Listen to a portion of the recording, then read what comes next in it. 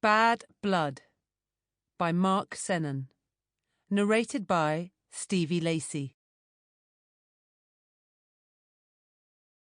Prologue.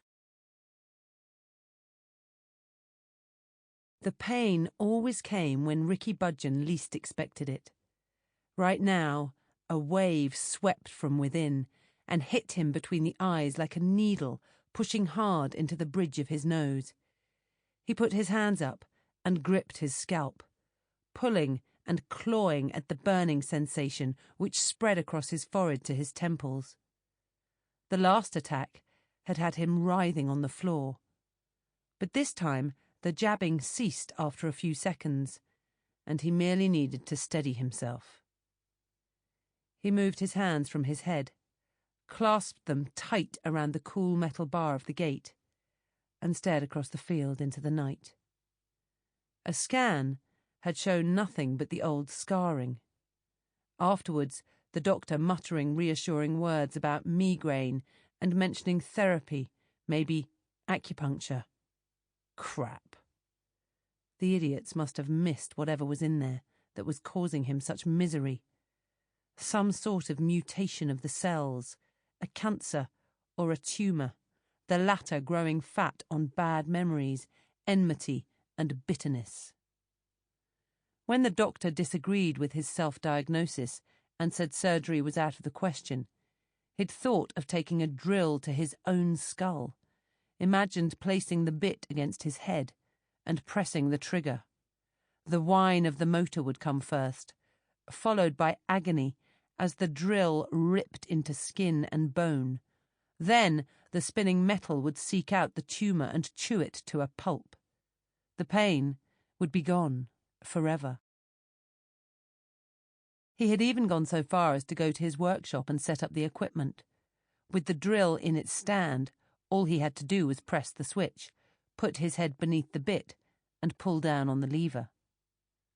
Eventually, he had decided against it. Whatever the thing was inside his head frightened him. But it motivated him too. Remove the pain, and what would drive him forwards? Budgeon stood in the darkness, gulping air, and then biting his lip until he tasted blood. The throbbing in his head subsided and ebbed away. He bent and picked up his fag. A half-smoked roll-up dropped as the agony had come on. Drawing on the cigarette, he looked out again and took in the landscape spread before him.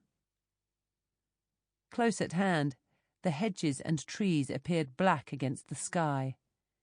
In a nearby field, the occasional sheep bleated, and from a copse off to his right, the hoot of an owl rang out.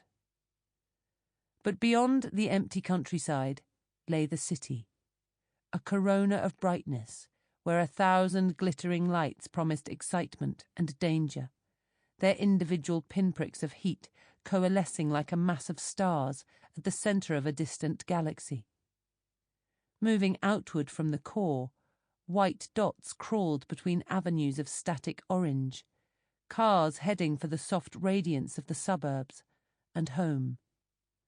A twinge in his forehead caused him to screw his eyes shut. Home. He opened his eyes again and took another drag from the roll-up, pinching the end between the tips of his thumb and forefinger so he could extract every last piece of worth without burning himself, the way he had smoked in prison. Years ago, before he had gone down, he'd had friends in the city, friends who'd grown up on the same street as him. As kids, they'd pinched sweets from the same shop and sworn at the same old ladies whose flower beds they trampled across. Later on, as young men, they'd thrown bricks at the same police cars, shared the same prison cells, and sworn vengeance on the same enemies. They'd been like brothers, the three of them, blood brothers. Those days seemed so long ago now, as if someone else had lived the time for him. Budgeon took a final drag from his fag, and then dropped the butt to the floor, stamping the orange glow into the mud. Sample complete. Ready to continue?